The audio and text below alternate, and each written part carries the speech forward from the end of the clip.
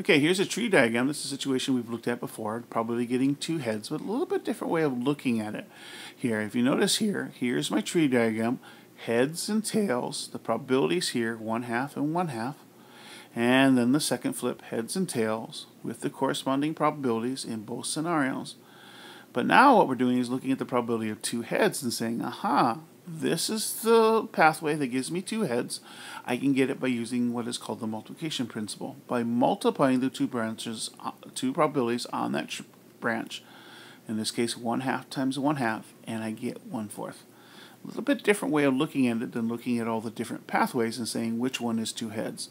This will work especially in situations where the probabilities aren't as nice as 1/2 and 1/2.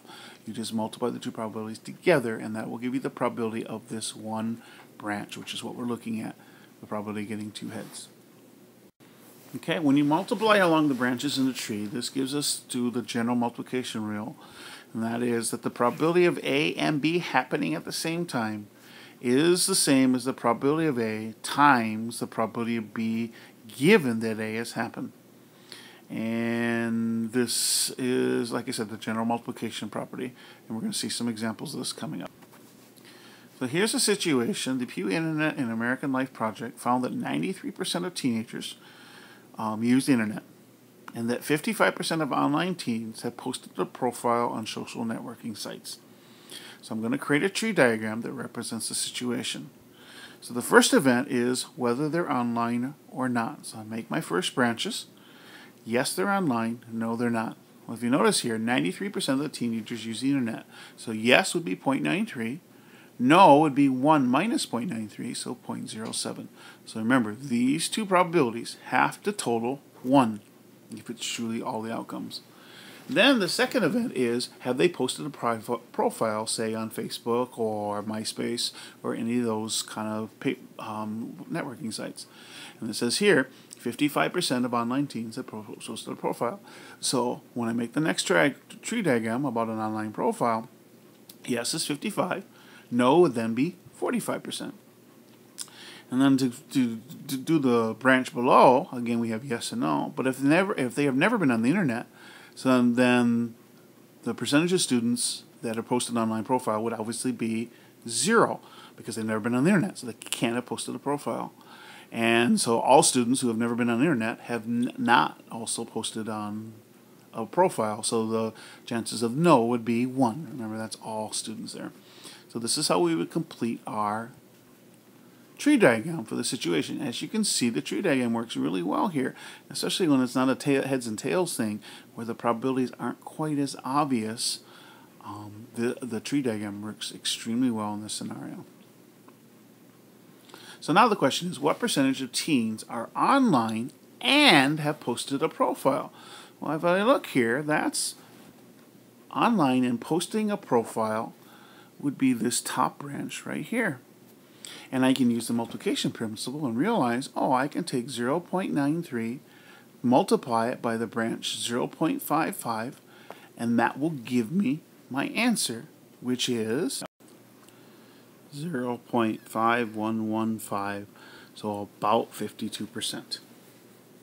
Okay, so this is how we can use a tree diagram to solve problems that are conditional problems like this.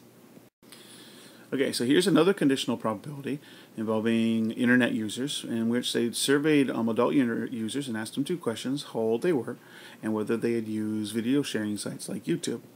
So the survey results came back, and if you notice here, 27% of all adult internet users are between 18 and 29. 30 to 49 is 45%, and people over 50, there's 28% of all adult internet users in that age bracket. From there, they then asked them again if they use YouTube or not, and you can see the different probabilities. 70% of the young adults use the YouTube, 57% of the middle-aged adults use YouTube, and only 26% of the old adults used YouTube. Okay, so we created our tree diagram showing, in this case, there were 3 different branches here because I had 3 different age groups, and then 2 branches each. And you notice that every set of branches always adds up to 1 because it represents all the outcomes.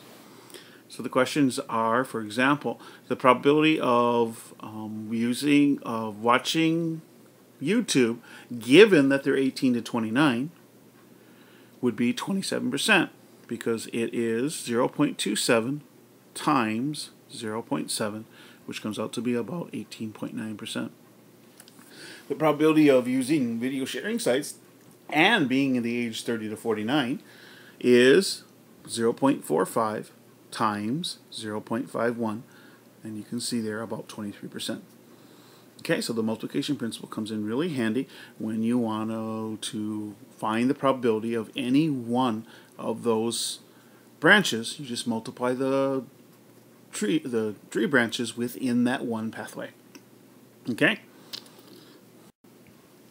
Okay, the idea of independence sets up a special multiplication rule that allows us to find the probability of independent events by simply multiplying the probabilities together.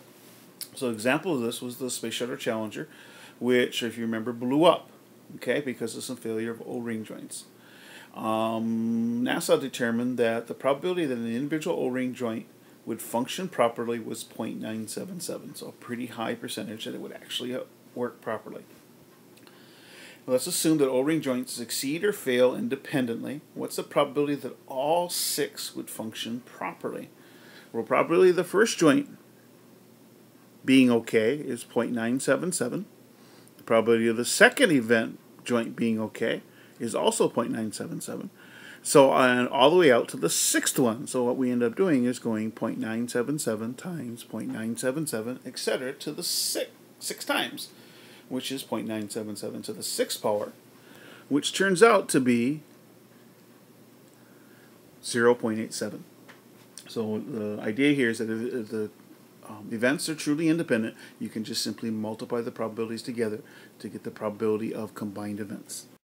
Okay, so what if we want to find the probability of B given that A happens? We have a formula here that we can take the probability of B given that A happens by finding the probability of A and B happening at the same time, which is the intersection of B, and dividing it by the probability of A. So this is a formula that you want to become familiar with and use whenever you want to find a conditional probability of B given that A happens. Basically, you find the intersection and divide it by the probability of A.